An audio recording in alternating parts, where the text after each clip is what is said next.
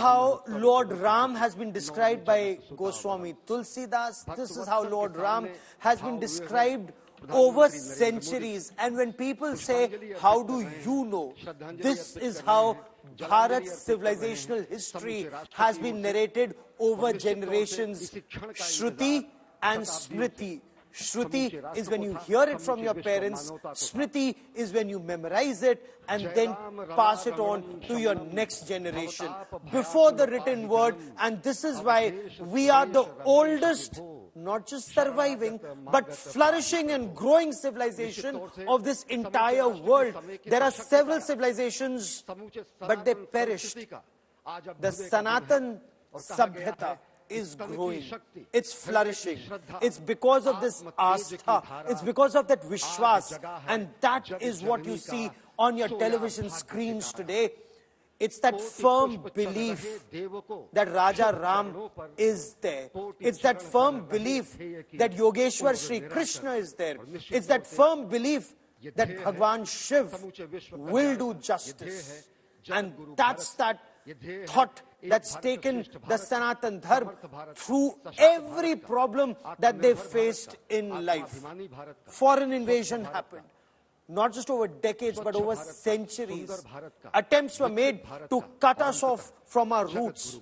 But those roots have survived. When our temples were destroyed, it was a peepal tree where a dhaga was tied.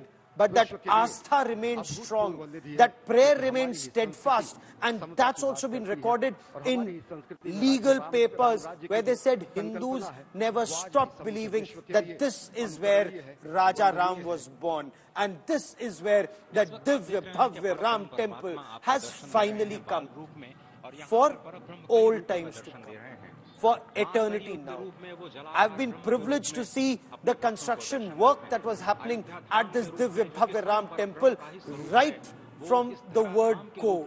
And that's the time when every worker engaged here, whether it was a rickshaw puller who was coming or an engineer from IIT or one of the top directors, all of them had one thought, that their parents had given them that astha, they were passing it on for future generations. That is how this temple has now been built. And this is just the Garbh-grah. We once again reconnect with our roots when we learn of Raja Ram, when we learn now of Kaushalya Nandan Ram. And what do we learn when we say Kaushalya Nandan Ram? That our mother's name is taken before our name. That Siyavara Ram, that our wife's name is taken before our name. This is the Sanatan civilization.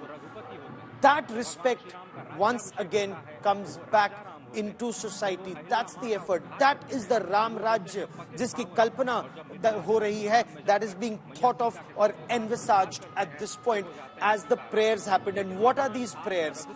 Bhagwan ko bhog lagaya ja raha hai, kyunki ye ab, this isn't a 3 billion old rock. This rock has our faith, our belief, and Pran Pratishtha has happened. This for us is a living deity.